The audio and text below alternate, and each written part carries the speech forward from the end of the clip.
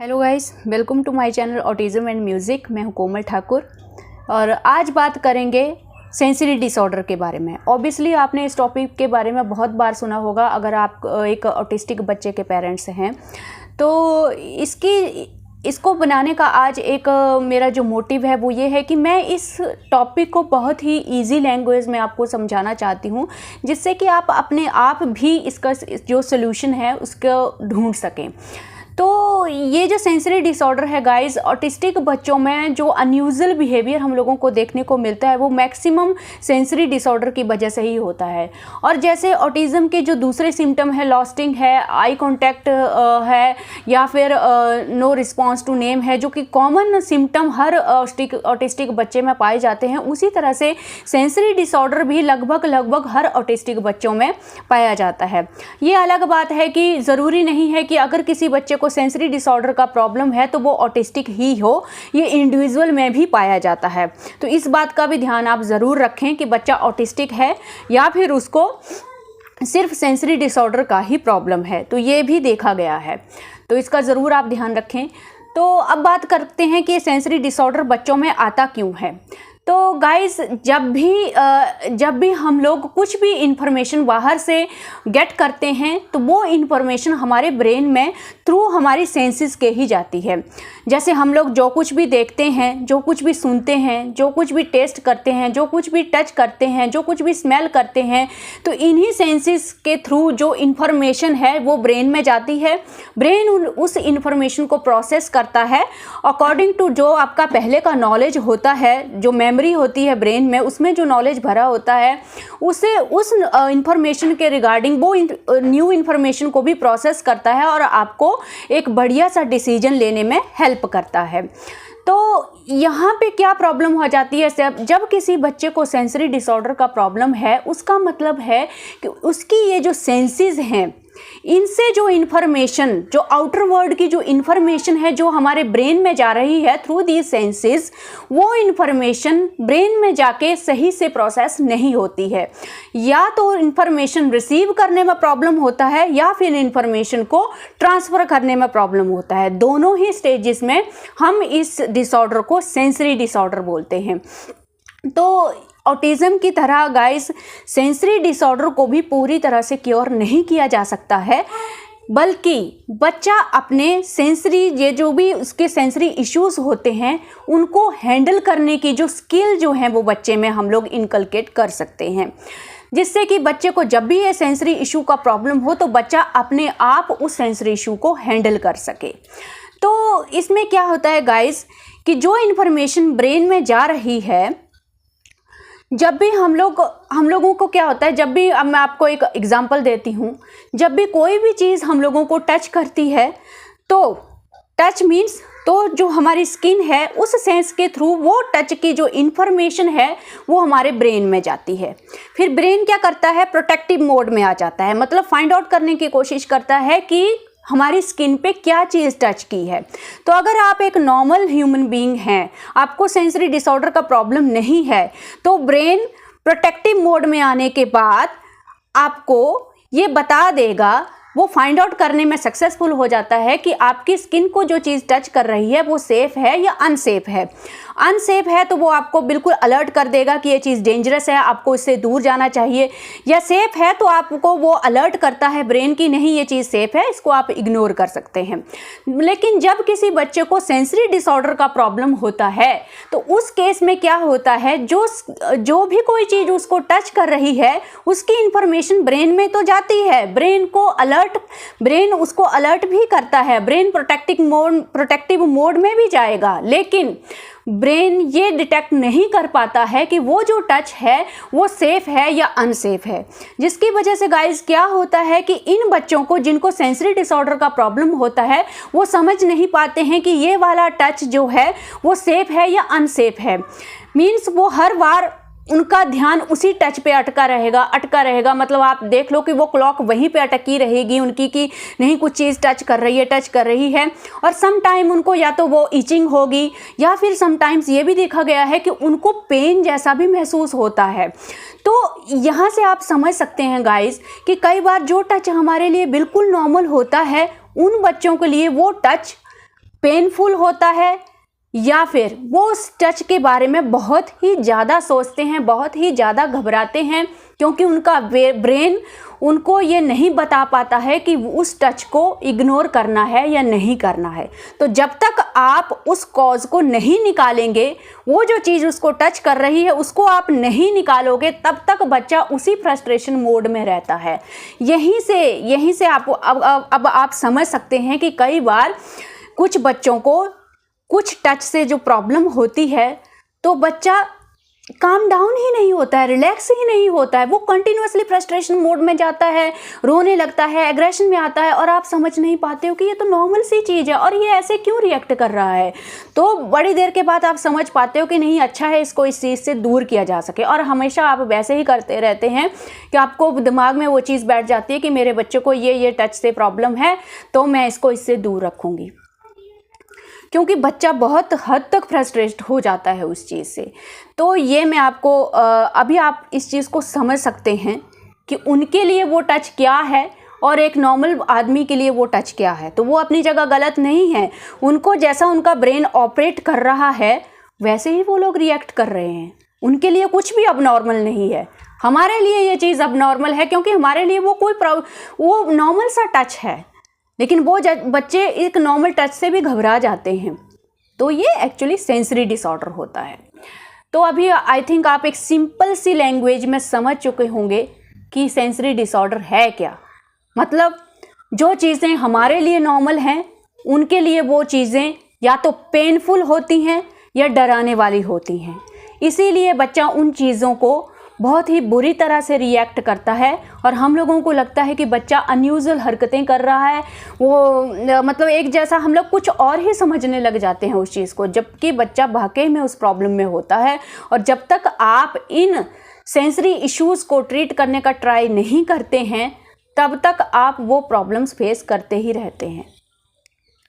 तो अब बात करते हैं कि सेंसरी डिसऑर्डर कितने टाइप का होता है। 2 तरह के सेंसरी इश्यूज़ होते हैं गाइस।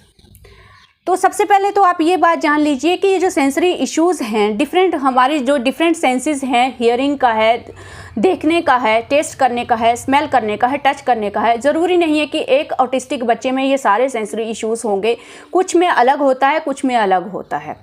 तो इस तरह से आप अभी देखेंगे जो मैं आपको टाइप बताऊंगी कि आपका बच्चा कौन सी कैटेगरी में आता है, ये उसको किस तरह का सेंसरी डिसऑर्डर है।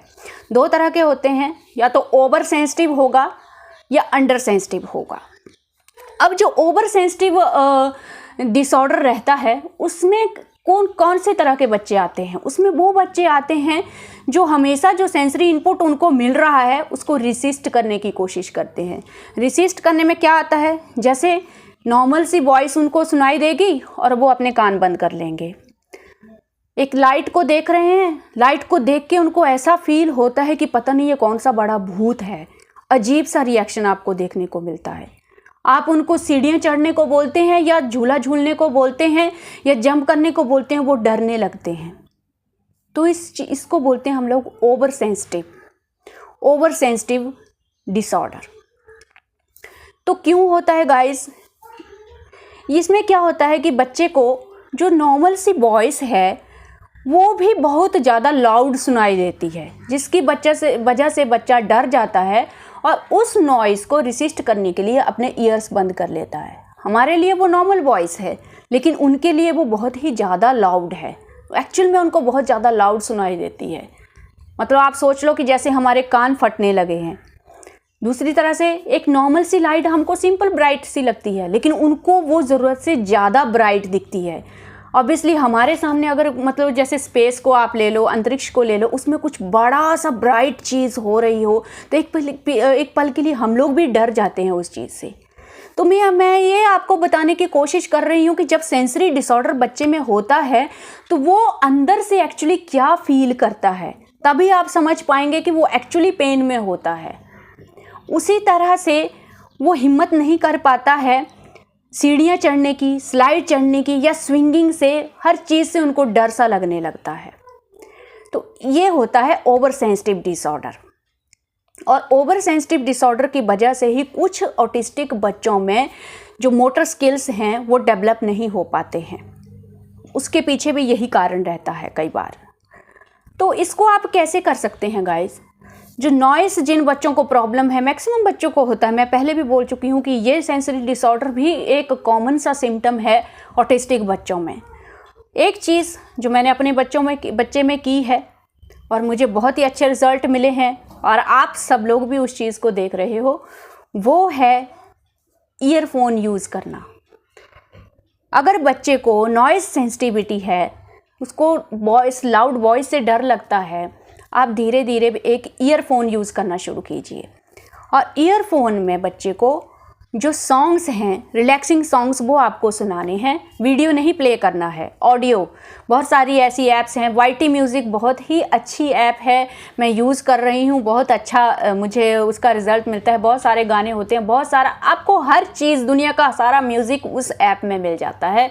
उसका आप फ्री वर्ज़न यूज़ करें, उसका जो पेड वर्ज़न है वो यूज़ करने का ज़रूरत नहीं है आपको, फ्री वर्ज़न से बहुत अच्छा उसमें मिलता है। हाँ, एक सेकंड, वरना मुझसे पूछ रहा है, एक्चुअली उसको मैंने पजल्स में लगाया है बाहर। ओके, फिनिश करो, फिर आपको चॉकलेट बिस्किट मिलेगा। तो इस तरह से मुझे उसको मोटिवेट करना पड़ता है, लालच देना पड़ता है, तो वो बैठ जाता है चुपचाप। ओके मम्मा फिनिश करेगी। ओके, तो अभी हम लोग हाँ, नॉइस सेंसिटिविटी की बात कर रहे थे, उसमें आप लोग ये ईयरफोन ज़रूर यूज़ कीजिए, बहुत ही अच्छे रिज़ल्ट मिलते हैं, बच्चे का माइंड रिलैक्स होता है और बच्चे को एक तरह से नॉइज़ का जो है वो आदत पड़ता है, हैबिट पड़ता है, तो बच्चा फिर धीरे धीरे नॉइज़ से डरना छोड़ देता है। ये बहुत ही अच्छी, और वैसे भी देखा गया है कि ऑटिज़म में म्यूज़िक थेरेपी बहुत ही अच्छे रिज़ल्ट देती है। आप ज़रूर दिन में जब भी आपको लगता है कि घर में थोड़ा चिल्लम चिल्ली हो रही है, थोड़ा बच्चा परेशान सा हो रहा है, तो थोड़ा थोड़ा लो पिच पे, लो वॉइस पे आप घर में सॉन्ग बजाते रहें, बहुत अच्छा इन्वायरमेंट बन जाता है। सुबह सुबह आप भजन या कोई भी, जिस भी गॉड को आप मानते हो, वो आप ट्राई कीजिए, बहुत ही अच्छे रिज़ल्ट उसमें मिलते हैं। मेरे बच्चे को भी बहुत अच्छे रिज़ल्ट मिले, इनफैक्ट वो तो गाना ही सीख गया वहाँ से, बजाते बजाते मैंने इतना ज़्यादा उसको यूज़ किया।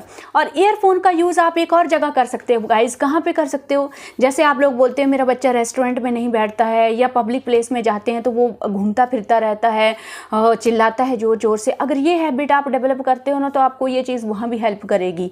जैसे ही बच्चा वो चिल्लाने लगता है या थोड़ा सा रेस्टलेस स्टेज में आने लगता है, तो इमीडिएटली आप ईयरफोन का यूज़ कर सकते हो। मोबाइल पे उल्टे सीधे यूट्यूब के वीडियो या कुछ और वीडियो दिखाने से अच्छा है कि आप एक कामिंग सा म्यूज़िक उसके ईयरफोन में दो, उसको आदत पड़ जाएगी और इस हैबिट का बेनिफिट आप बाहर पब्लिक प्लेस पे भी उठा पाएंगे। 5-10 मिनट के लिए दो, फिर से निकाल दो, क्योंकि माइंड रिलैक्स होता है। फिर थोड़ा उसको सराउंडिंग ऑब्जर्व करने दो, क्योंकि वो भी तो सिखाना है हम लोगों को पब्लिक प्लेस पे कैसे बिहेव करना है। जैसे ही वो फिर से फ्रस्ट्रेट होने लगता है, आप फिर से यूज़ कीजिए, धीरे धीरे यूज़ कीजिए, बहुत ही अच्छे रिजल्ट इसमें मिलते हैं। दूसरा होता है कि जो बच्चे जिनका मोटर स्किल डेवलप नहीं होता है, वीक है, वो जो डरते हैं, तो उसके लिए भी मैंने एक बच्चे को देखा है, उसको वो प्रॉब्लम थी, तो उसके फादर हमेशा उसको सीढ़ियों पे, और मैक्सिमम थेरेपिस्ट भी यही आई थिंक रेकमेंड करते हैं, सीढ़ियों पे बच्चे को चढ़ने के लिए बोला जाता है। वहीं से पहला स्टेप है। बहुत सारे लोग जो रूरल एरियाज़ में, गांव में रहते हैं, वो बोलते हैं कि वहाँ थेरेपिस्ट नहीं है, तो ये भी आप, अगर आपके बच्चे को ये प्रॉब्लम है तो आप डेली ये चीज़ कीजिए। बच्चे को सीढ़ियाँ चढ़ने के लिए बोलना है, पहले अपना हैंड पकड़ के धीरे धीरे धीरे, और फिर बाद में इंडिपेंडेंटली उसको चढ़ने के लिए बोल सकते हैं। अगर बच्चा नहीं चढ़ता है, बहुत ही घबराहट है, मैंने देखा है बच्चों को गाइज, मैं शुरू में नहीं समझती थी कि ऐसा कैसे हो सकता है कि एक सीढ़ी चढ़ने में बच्चे को इतना डर लग रहा है, ऐसा लग रहा है जैसे उसको ऐसा बोला जा रहा है कि एक खाई से उसको जंप करना है, ऐसा रिएक्शन मैंने देखा है। लेकिन उस टाइम पे मुझे नॉलेज नहीं था कि ये चीज़ें किस वजह से होती हैं, लेकिन आज मैं समझती हूँ इस चीज़ को। तो ये धीरे धीरे करके मैंने उस बच्चे में अच्छे रिजल्ट्स देखे थे। आज वो साइकिलिंग भी करता है, फुटबॉल भी खेलता है, स्विमिंग जो झूला झूलता है, स्लाइड पे भी चढ़ता है, लेकिन धीरे धीरे बहुत ही अच्छा इम्प्रूवमेंट उसमें आया। तो ये सीढ़ियों चढ़ने वाला आप करवा सकते हो, धीरे धीरे करना है। नहीं करते हैं, बहुत ही घबराहट है, रिवार्ड यूज़ कीजिए। ऑटिज़म में एग्रेशन को यूज़ करने से कहीं ज़्यादा अच्छा है अगर आप रिवार्ड यूज़ करें, उसका कोई भी फेवरेट चीज़ उसके सामने ऊपर रखें, उसको थोड़ा सा लालच दें उस चीज़ का। रिवार्ड हमेशा काम करता है। अभी मैंने आपको बोला ना, मेरा बच्चा बाहर बैठा है, वो पज़ल उसको मैंने करने के लिए दिया है कि मैं वीडियो मुझे बनाना है तो तुम बैठो। अब उसको मैंने बोला है कि जब भी तुम चुपचाप बैठोगे, अगर पज़ल पूरा फिनिश कर लोगे, अपने सारे पज़ल 6-7 पज़ल हैं गाइस, तो उसको मैंने उस काम में लगाया है। अभी ये वीडियो बनाने के बाद मैं फिर उसको रिवार्ड दूंगी, क्योंकि वो अभी चुपचाप बैठा है। बीच में आया था कि मैंने फिनिश कर लिया है। तो ये चीज़ आप लोग कर सकते हो। ये हैबिट मैंने धीरे धीरे डेवलप की गाइज। शुरू में उसके सामने मैं चॉकलेट बिस्किट रखती थी तो वो एक्टिविटी करना दूर की बात है, वो उसी को खाने में उसका ध्यान रहता था कि नहीं दे दो, क्यों नहीं दे रहे हो मुझे। धीरे धीरे धीरे वो हैबिट डेवलप हुआ। अभी तो मैं इस चीज़ को हर जगह यूज़ करती हूँ। बाहर में अगर पब्लिक प्लेस पे गई हूँ, वो शोर मचा रहा है, जंप कर रहा है, तो धीरे से मैं उसके कान में बोलती हूँ कि समोसा खाना है तो चुपचाप बैठ जाओ। तो इतना असर हो गया है उस चीज़ का उसको कि हाँ, अब पब्लिक प्लेस पे थोड़ा इजीली हम लोग उसको हैंडल कर पाते हैं। तो ये चीज़ है। और कुछ ओवर सेंसिटिव डिसऑर्डर में ये भी देखा गया है कि कुछ बच्चे खाने को चबाते नहीं हैं। तो इसके लिए गाइस एक ये एक्सप्लेनेशन इस चीज़ में दी गई है कि कई बार हो सकता है कि इनके मसल्स ही स्ट्रॉन्ग नहीं होते हैं, जिसकी वजह से ये चबा नहीं पाते हैं, या फिर और कोई कॉज भी हो सकता है। तो इसके लिए तो ऑलरेडी जो थेरेपिस्ट हैं वो ये सजेस्ट करते हैं कि या तो आप, अगर आपका बच्चा चिंगम चबा सकता है, मेरा बच्चा चबाता है, वो उसको निगलता नहीं है, बाहर फेंक देता है, अगर सेफली वो चबाता है तो बहुत ही अच्छी चीज़ है, चबाने का उसको हैबिट होगा। या फिर मार्केट में जो च्यूइंग टॉय हैं, आपने देखा होगा, छोटे बच्चों को हम टीथर करके बोलते हैं, उनको भी देते हैं हम लोग चबाने के लिए, ताकि उनके दांत अच्छे से निकलें। वो टॉयज़ आप यूज़ कर सकते हो। या ऐसा खाना जो दांतों में थोड़ा चिपके, थोड़ा च्यूई जैसा हो, वो खाना आप उसको खिलाने का ट्राई कीजिए। तो धीरे धीरे ये हैबिट भी उनकी इम्प्रूव हो जाएगी, वो खाना चबाने लग जाते हैं। और काफ़ी एज के बाद मैंने ये भी एग्जांपल देखा है कि आगे जाके एज में इम्प्रूवमेंट आ जाता है, थोड़ा खाने में अच्छा इम्प्रूवमेंट आ जाता है। जैसे पनीर वगैरह है, आप उसको चबाने में भी थोड़ा च्यूई सा होता है वो सब आप चीज़ें उसमें यूज़ कर सकते हो ताकि मसल स्ट्रॉन्ग हो। और उसके लिए एक सेकेंड, ये एक वाइब्रेटर ब्रश है जो थेरेपिस्ट ने मेरे रिकमेंड किया था अर्नब के लिए जब वो छोटा सा था। ये एक्चुअली इलेक्ट्रिक ब्रश है। अभी तो आई थिंक पता नहीं इसके सेल डाउन हो चुके होंगे, मार्केट में या ऑनलाइन आपको अवेलेबल होगा। ये ऑनलाइन, ये वाइब्रेशन इसमें होता है। इसको आपको पूरा माउथ में ऐसे ऐसे राउंड राउंड मसल्स में ऐसे बच्चे के करवाना है।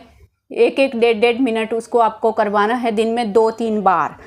इससे भी मसल्स में जो मसल्स हैं वो स्ट्रांग होते हैं और जो आपका च्यूइंग का जो प्रॉब्लम है वो सॉल्व होता है। मैंने भी ये किया है थेरेपी, जब उसका थेरेपी होता था। एंड दूसरा डिसऑर्डर जो मैं टाइप बताने जा रही हूँ वो अंडर सेंसिटिव है। ओवर सेंसिटिव में बच्चे डरते हैं और अंडर सेंसिटिव में कुछ ज़्यादा ही ब्रेव बनने का कोशिश करते हैं। सीकिंग का प्रॉब्लम, हर वक्त जंप करते रहेंगे, बैठेंगे नहीं, बैठना उनके लिए मुश्किल होगा, मतलब, और भागते रहेंगे या मुंह से बोलते बोलते रहेंगे। ये एक्चुअली अंडर सेंसिटिव में आता है। ज़्यादा से ज़्यादा सीकिंग करने का उनको ज़रूरत पड़ता है। हाँ, तो मुझे थोड़ा पॉज करना पड़ा, उसको पॉटी आई थी तो वही बोलने आया था अंदर।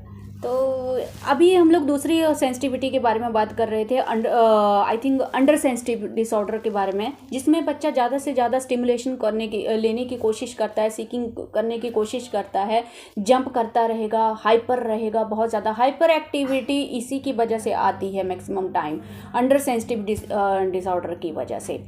तो इसमें बच्चा काफ़ी रेस्टलेस होता है, उसको रिलैक्स करना बहुत ही बड़ा चैलेंज बन जाता है। मेरे बच्चे को एक्चुअली ये प्रॉब्लम था पहले, अभी भी है, थोड़ा कम हो गया है, थोड़ा हैंडल कर लेती हूँ। तो हाइपर एक्टिविटी, यस, इसको हैंडल करने के लिए थेरेपिस्ट क्या मैक्सिमम रेकमेंड करते हैं, कुछ को तो पता होगा और कुछ को मैं बताती हूँ कि इसके लिए जो मार्केट में एक बेट्स मिलते हैं, एक बेट का बेल्ट होता है, उसको ऐसे कमर पे बांधते हैं। ऑनलाइन आपको वो भी मिल जाएगा। अगर आप डालोगे थेरेपी पर्पज़ के लिए जो बेट्स रहते हैं तो वो आपको वहाँ पे ऑप्शन दिखाएगा बहुत सारी, वो उनको आप यूज़ कर सकते हो। पैर में बांधने के लिए भी होता है, पायल की तरह उसको पैर में बांधते हैं बच्चे के। तो दिन में थोड़ा थोड़ा देर आपको उसको बांध के उसको थोड़ा थोड़ा वॉकिंग करने के लिए आप बोलेंगे, उससे भी हाइपर एक्टिविटी काफ़ी काम डाउन हो जाता है उससे भी।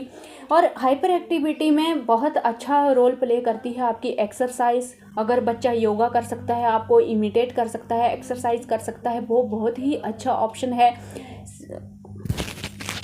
एक सेकंड।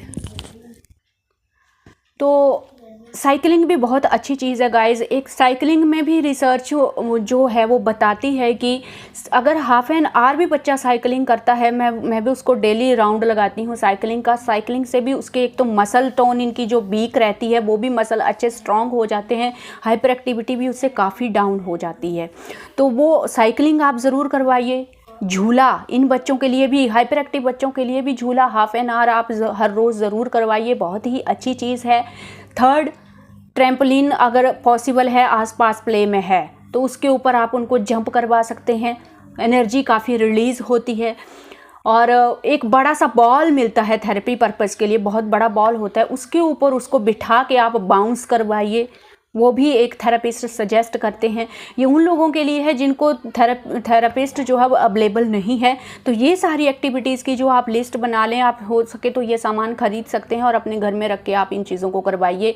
एक और चीज़ रहती है, बच्चे को किसी चादर में लपेट के सुला के उस बड़े से बॉल से प्रेशर दिया जाता है। ऐसे बैक के ऊपर प्रेशर देना है, सुला के फेस नीचे और ऐसे सुला के उसको ऊपर से प्रेशर दिया जाता है। ये जो डीप प्रेशर होता है ये हाइपर एक्टिविटी में बहुत ही अच्छा काम करता है। एक और चीज़ रहती है क्ले, जो बच्चे का क्ले आप सब लोग जानते ही होंगे, क्ले को यूज़ करते हैं। क्ले को आपको उस बच्चे को क्ले को नीचे रखना है किसी फ्लैट सरफेस पे, फिर अपनी ये जो फिंगर्स हैं उस क्ले के ऊपर ऐसे ऐसे घुमाएंगे, फिर फिंगर्स के ऊपर जो प्रेशर मिलता है वो भी बच्चे को रिलैक्स करने में बहुत ही अच्छा हेल्प करता है। हैंड फ्लैपिंग वगैरह उससे काफ़ी अच्छी सॉल्व हो जाती है। वॉल पुशिंग भी बहुत अच्छा ऑप्शन है दिन में। आपको ये सब सारी चीज़ें जो हैं आपको एक बार ही नहीं करवानी है, दिन में थोड़ा थोड़ा करके आप 2-3 बार, अगर स्टार्टिंग में बहुत ज़्यादा प्रॉब्लम है तो ये सब चीज़ें आपको एटलीस्ट दिन में 3 टाइम्स रिपीट करनी होती हैं, जिससे कि काफ़ी अच्छा फ़र्क पड़े। और जब भी आप कुछ लर्निंग करवाने जाते हो या आपको उसको एकेडमिक का कुछ करवा रहे हो, आप कुछ देख रहे हो कि उसको मुझे कोई चीज़ सिखानी है, तो उससे जस्ट पहले आप ये सब थेरेपी का पूरा जो एक्टिविटी है वो कीजिए। फिर बच्चा पूरी तरह से रिलैक्स हो जाता है, थोड़ी देर के लिए उसका फोकस कंसंट्रेशन जो है वो भी बढ़ जाता है। उसके बाद आप वो जो एकेडमिक का उसको सिखा रहे हैं वो सिखाने का ट्राई कीजिए, बहुत अच्छा हेल्प होता है इसमें। तो इसमें एक और जो टच सेंसिटिविटी रहती है, टच सेंसिटिविटी में आप लोग क्या एक सेकंड, हाँ, ये जो टच सेंसिटिविटी है इसके लिए आप लोग क्या करेंगे, ये जो बच्चे टच करने नहीं देते हैं या किसी कपड़े से इनको प्रॉब्लम होता है, खुजली इनको महसूस होती है या पेन महसूस होती है, या कोई टच करेगा तो एकदम से डरने लगते हैं, इसके लिए आप लोग क्या करोगे गाइस, मेरे थेरेपिस्ट ने मुझे क्या बोला था वो ये था, ये जो चना है, ये इसमें चना है, एक सेकेंड अर्नब, एक सेकेंड बैठो। हाँ, तो टच सेंसिटिविटी के लिए जो ये चीज़ें मैं कुछ आपको दिखा रही हूँ।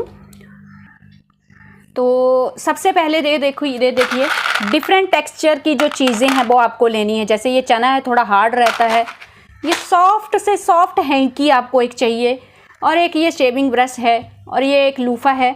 इसमें आपके सारे जो फैब्रिक के टेक्सचर हैं ना वो इन्वॉल्व हो जाते हैं।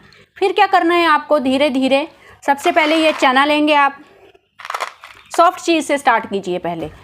ये जो हैंकी है इससे आप पूरा यहाँ पे ये एरिया कवर करेंगे, ये एरिया ऐसे ऐसे बच्चे को थोड़ा सा इसको टच का एहसास देना है।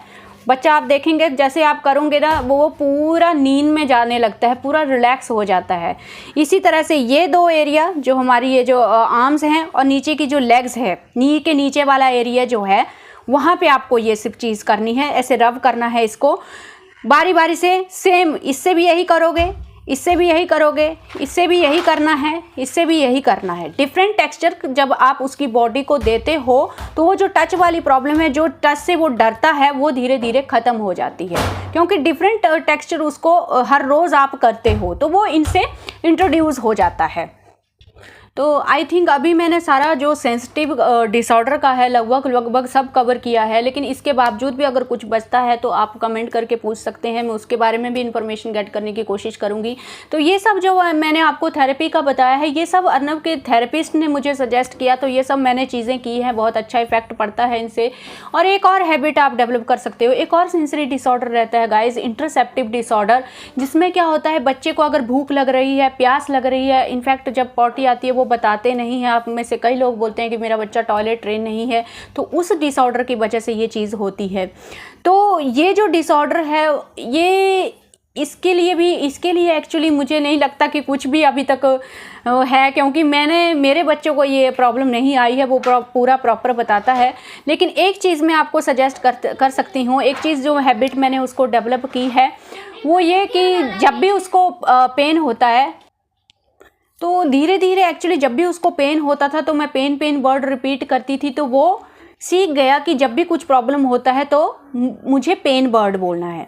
फिर मैंने उसको अब वो डिस्क्राइब नहीं कर पाता है कि मुझे कहाँ पे पेन हो रहा है, वो तो नहीं बोल पाएगा कि मुझे हेड में पेन हो रहा है या स्टमक में हो रहा है। अभी हालांकि उसने बोलना स्टार्ट कर दिया कि स्टमक में पेन हो रहा है, ये हो रहा है, थोड़ा थोड़ा बोलता है। तो उसके लिए मैंने फिंगर पॉइंटिंग उसको सिखाया है कि जब भी तुमको पेन होता है तो अपनी फिंगर पॉइंटिंग, फिंगर रखो, उस जगह पे फिंगर रखना है कहाँ पे पेन हो रहा है। तो अभी वो एग्जैक्ट उस जगह पे फिंगर रखता है जहाँ पे उसको प्रॉब्लम हो रहा है, तो आइडिया हो जाता है कि उसको क्या प्रॉब्लम हो रही होगी। तो फिंगर पॉइंटिंग आप ज़रूर बच्चे को सिखाएं। और दूसरी चीज़, एक चार्ट आप बना सकते हो बॉडी पार्ट्स का, एक पूरा हो सके तो उसी का पिक्चर आप फ्रेम लीजिए और उसी के साथ में लिखिए, जैसे नेक के साथ में एरो लगा के लिखिए थ्रस्ट, जहाँ पे आप धीरे धीरे सिखा भी सकते हैं कि प्यास कहाँ लगती है, नेक में। क्योंकि कुछ बच्चे ये भी नहीं बता पाते हैं कि प्यास लग रही है और फ्रस्ट्रेट होने लगते हैं और आपको लगता है कुछ पेन हो रही है या कुछ और हो रहा है। तो ये सब इसमें आप चार्ट बनाइए। स्टमक के साथ में लिखिए हंगर, ओके हो गया, रख दो। स्टमक के साथ आप हंगर लिख सकते हैं। इसी तरह से आप डिफरेंट ऑर्गन्स का जो पेन का जो या कुछ भी उससे कुछ रिलेशन है वो एरो लगा के आप लिख सकते हैं, बड़ा सा चार्ट बना सकते हैं। फिर बच्चे को हर रोज़ उसमें समझाइए ताकि बच्चा भी धीरे धीरे समझ जाए कि ये प्रॉब्लम यहाँ से रिलेट होती है, मुझे यहाँ से बोलना है कि नेक में प्रॉब्लम हो रहा है या कुछ और हो रहा है। तो थ्योरेटिकली आप समझाएंगे तो समझ नहीं पाएंगे, लेकिन विजुअली बहुत अच्छा कई बार बच्चे परफॉर्म करते हैं, बहुत अच्छे रिजल्ट्स मिलते हैं। तो इस केस में आप चार्ट्स का भी यूज़ कर सकते हैं। तो ये बहुत अच्छी चीज़ है। आई थिंक अभी तक मैंने आपको सब बता दिया। ये चीज़ें भी मैंने इंक्लूड की हैं कि अगर थेरेपिस्ट अवेलेबल नहीं है तो आप लोग क्या क्या कर सकते हो। दिन में ये जो मैंने आपको थेरेपी का पूरा बताया है ये 2-3 टाइम्स आप रिपीट कीजिए इन चीज़ों को। बाकी एक्सरसाइजेज को भी एक टाइम टेबल बनाइए और कंटिन्यूसली नहीं करना है। बीच में सेंसरी डिसऑर्डर में क्या होता है कि कंटिन्यूसली चीज़ें नहीं करनी है, बीच में आप उनको वो जो उनका बिहेवियर है वो आप करने भी दीजिए, एकदम से ख़त्म नहीं होता है। तो जो कई बार जो है थोड़ा टाइम आपको उनको बीच में अपने मन का जो उनको करना है वो करने दीजिए ताकि वो फ्रस्ट्रेट ना हो। तो ये चीज़ का भी आप ध्यान दीजिए कि उनको वो टाइम आउट जो रहता है वो भी आपको ज़रूर देना है। तो अभी के लिए बस इतना ही।